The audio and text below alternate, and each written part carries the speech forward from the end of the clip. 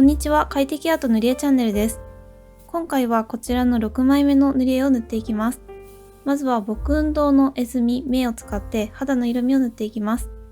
ベースの色、血色の色、影の色をそれぞれ混色して作ります。ベースの色味を全体的に塗った後に少し白抜きをしたりして立体感をつけます。その後、血色の色味をにじませていきます。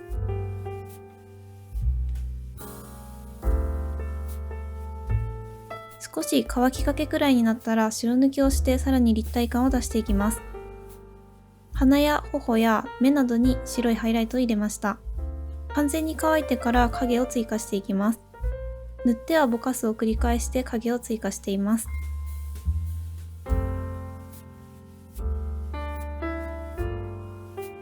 目のくぼんだところや顎のあたりなどちょっとしたところにも立体感をつけています。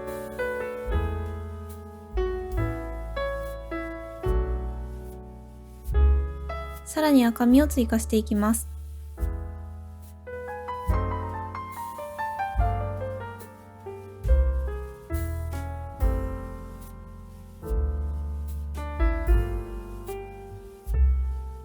次にキッショーの眼彩を使ってメイクの色味を作っていきます。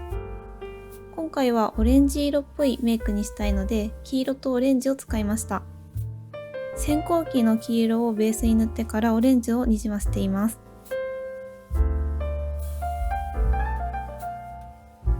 こんな感じで目元と口元は黄色とオレンジのグラデーションになるように塗っています。メイクに合わせて陰影の部分にもオレンジ色を追加しています。細かい立体感とメイクの色味を交互に描き進めていきます。こんな感じで薄い色の層を重ねながら色味を調整していきます。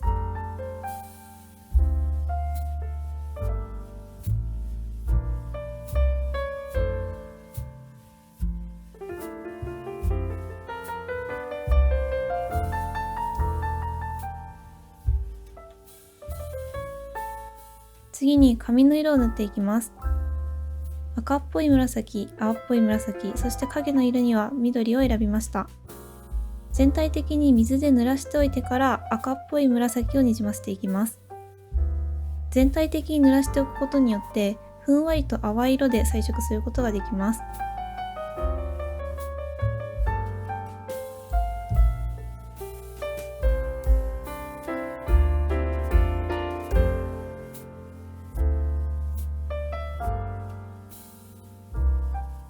明るいところに黄色っぽい色を追加していきます。ここら辺も好みで光の色とか影の色味とかにちょっとだけ別の色味を混ぜてあげると色のバリエーションが豊かになります。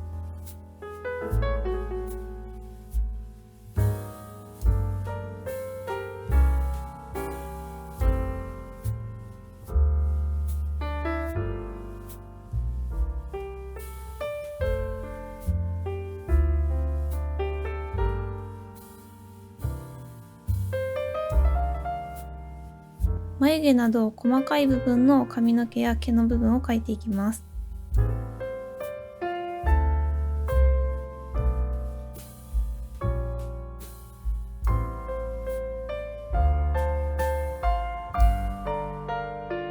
こんな感じで髪の毛はざっくりと色が塗れました。次は鼻の色を塗っていきます。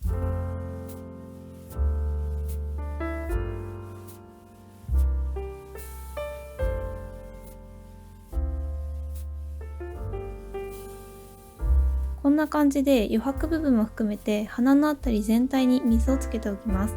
髪の目がザラザラとして見える程度の水分量になったら絵の具を垂らし込んでいきます。あまり水が多すぎると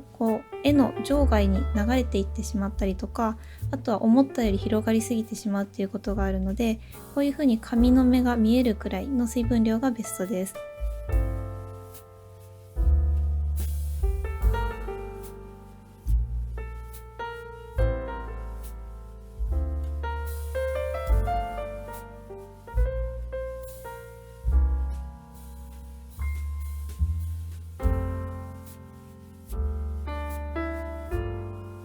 余白の部分にはみ出させたりしながら塗っていきます。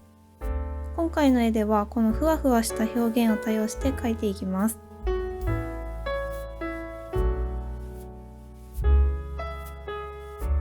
こんな感じで乾いてからでもふわふわした色を追加することができます。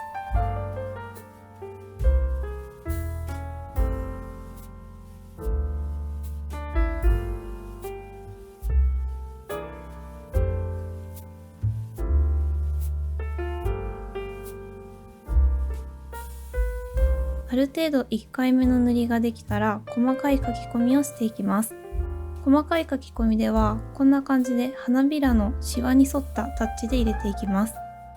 ここの作業でもぼかしを入れすぎるとふわふわとして色の変化が分かりづらくなってしまうので、ぼかすときは線の端っこだけをぼかすようにしています。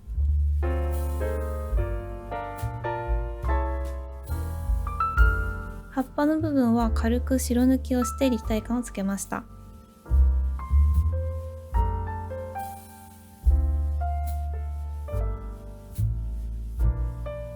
こんな感じで線を引いてから端っこや線の縁側片方だけをぼかすというような感じで塗っていきます。全体をぼかすよりかはパキッとした陰影の部分ができて絵がよりクリアに見えると思います。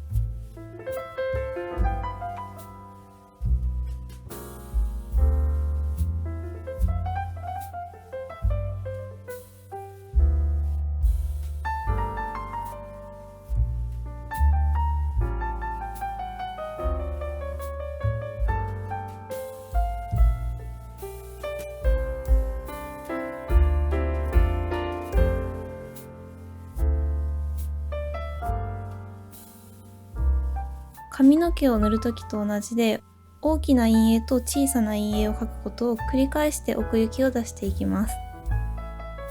今回は全体的に紫色の影を使ってみたので、すごい爽やかな印象になっていると思います。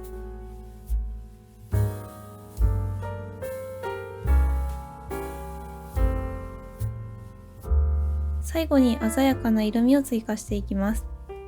この水を塗っておいて絵の具を垂らし込んでいく方法とかはちょっと色味が全体的に薄くなりがちなので、最後の方に鮮やかな色や濃い色を入れてあげると絵が引き締まると思います。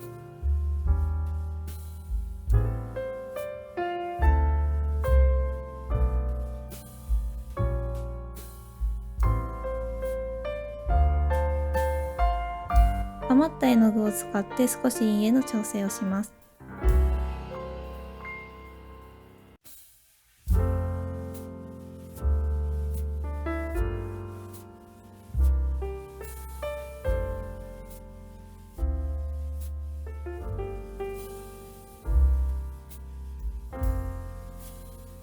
次は着物の色味を塗っていきます。私はちょっと渋めの色味にしたいので、こういう風な緑と紫を主に使っていきます。こちらも水を敷いてから色を使っていきます。少し筆を引きずるようにしてラインを描いてみたり、絵の具の溜まりができる部分を作りながら塗っています。グレーっぽい着物にしたかったんですが、あえてこの2色を使ってぼかすことによって最終的にちょっとグレーっぽく見えるような感じの色味になるように色を考えてみました。もっと鮮やかな色でも可愛い着物になると思うし、クールな印象にしたい場合はもっと無彩色とかでもかっこいいと思います。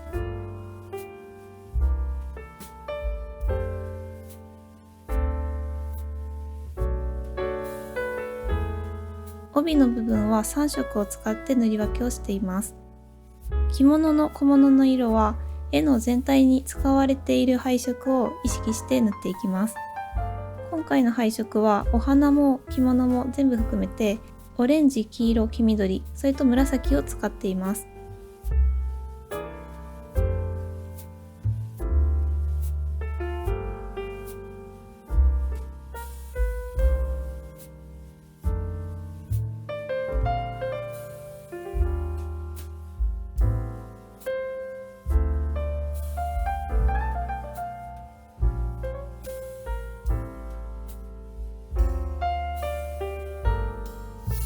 着物の下地が濡れたので陰影を入れていきます。紫っぽい色味で陰影を描いています。今回は顔の部分とか鼻の部分とか結構陰影をしっかり描いたので、それに合わせて着物にも陰影を入れていきます。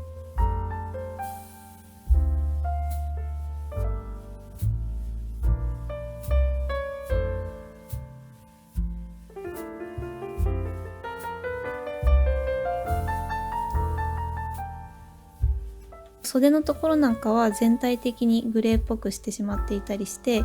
かなり白いところの範囲が少なくなってるんですが、基本的には色っていうのは光が当たっている部分の色が本来の固有色に見えています。なのでこの着物の場合だと胸元のあたりとか、この着物を持っている右手の裾のあたり、左手の裾の先端のあたりなどの色味が本来の色味に見えているっていう考え方です。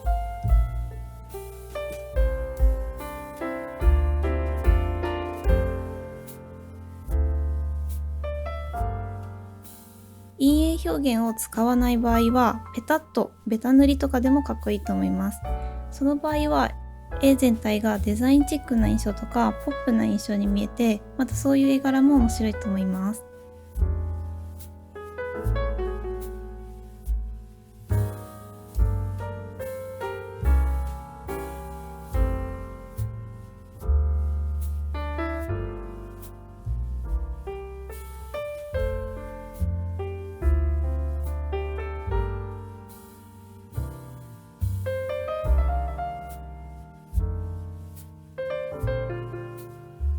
ちょっと陰影の色味に変化をつけたかったので、白っぽい青紫を作りました。これで反射光と影とが合わさったような部分だけ影をつけていきます。この青っぽい影の色っていうのは少しふんわりと空気をはらんだような影の色味になります。なのでこういう風に空間がちょっと空いてて陰っているみたいなところに使うととてもいい色だと思います。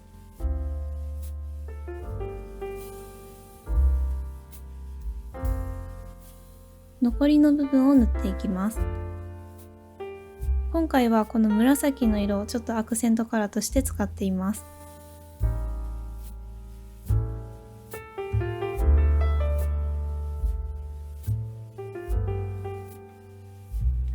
髪飾りも塗っていきます。全体的に青い影の色で、真ん中の暗いところとかだけ紫の影を使っています。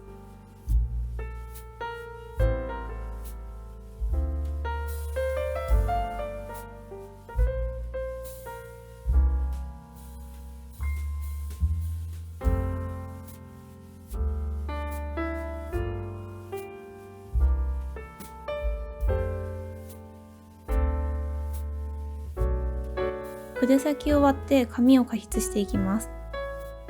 この先を割った筆で描く髪の毛は、こんな風に髪の毛にちょっとタッチをつけたい時に使うと便利です。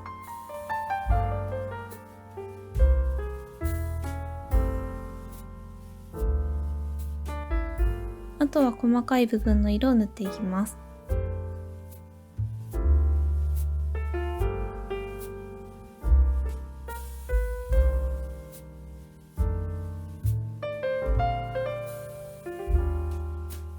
着物に質感をプラスするためにこちらの白いボールペンを使います。絞りの生地の着物みたいな感じで細かい点々をたくさん描いていったんですが、もうこのエリアを終わるくらいの時にあれこれちょっとやりすぎたかなって自分で思いました。なのでこれは勇気と時間がある人だけやってみてください。すごい細かい絞りで白っぽい着物にしたかったのでこういう風にしてみました。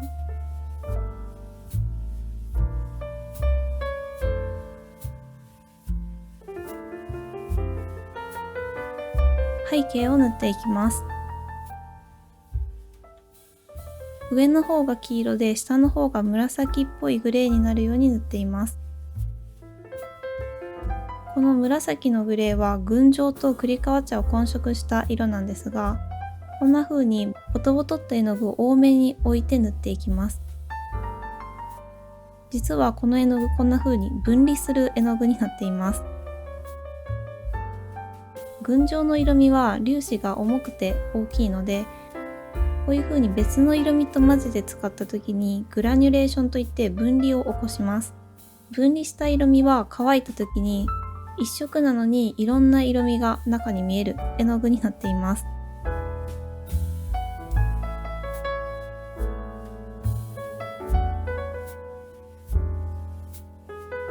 これは結構ザラザラした感じのテクスチャーに最後なるので、そこの部分で嫌だなと思う人はいるかもしれないんですが、私は結構このムラになった感じが好きです。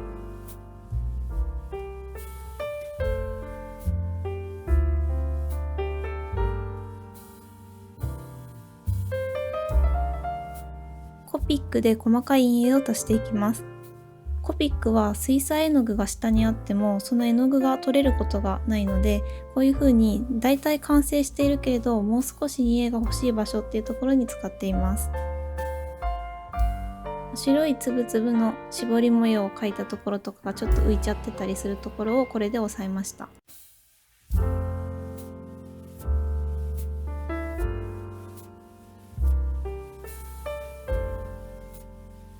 最後はキラキラにしていきます。呉竹の岩彩丹美の黄金色、桃金色、白金色を使っていきます。着物に柄を入れていきます。ちょっと細かいんですが、3本のラインがくるんとなったような形の柄になっていますので、1本ずつ1色ずつ変えながら塗っています。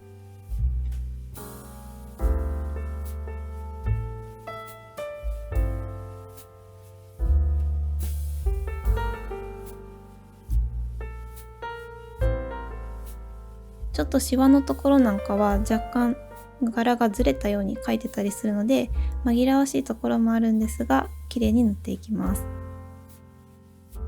こちらは桃金色です。一見ちょっと分かりづらいんですが、ちょっと白っぽい感じの金色です。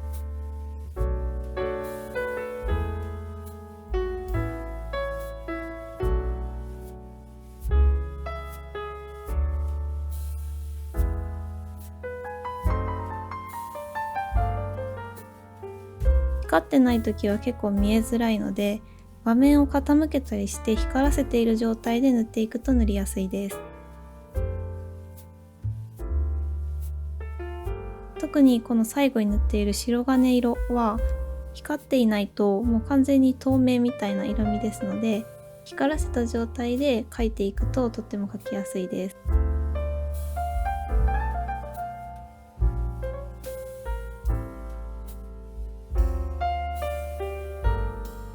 アクリルガッシュのラメクリアオパールを使います。この絵の具を塗るときは下の絵の具がよれてしまわないようにささっと1回塗りをしていくのがポイントです。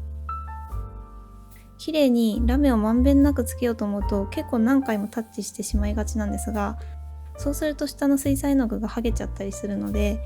一旦ペタッと塗った後に後で2回目3回目乾いた後にラメの量を調整していくようにしています。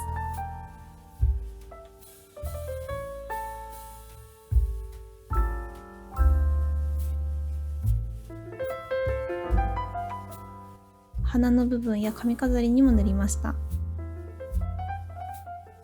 次はホルベインのアクリリックイリデッセンスクロモパールイエローを使います。多めの水に溶いて柔らかい筆で塗っていきます。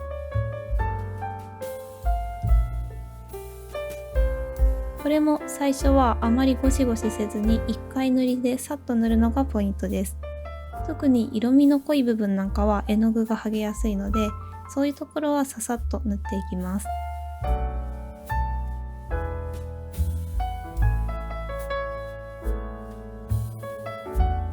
こんな感じで完成しました。このふわふわした表現が今回のポイントです。水を敷いてから色を塗る方法は着物の部分の下地にも使っています。紫色をアクセントにしたり、メイクの色味とお花の色味とかを合わせたりしています。今回は淡めの色味なんですが、メイクの色味が一番彩度が高くなるように描いてみました。背景の部分は弧を描いて少し斜めになるような感じで色を塗っています。全体的な色味は吉祥の岩彩と牧雲堂の絵墨明で塗っています。こういうつぶつぶした絞りの模様はユニボールのシグノの太字を使っています。あとは金色の岩彩については呉竹の岩彩丹美の色味を3色使いました。それからこちらの大粒の多色ラメはターナーのアクリルガッシュのラメクリアオパールを使いました。全体的に塗っている細かい黄色っぽいラメはホルベインのアクリリックイリデッセンスクロマパールイエローを使っています。それから細かいところの陰影はコピックで塗りました。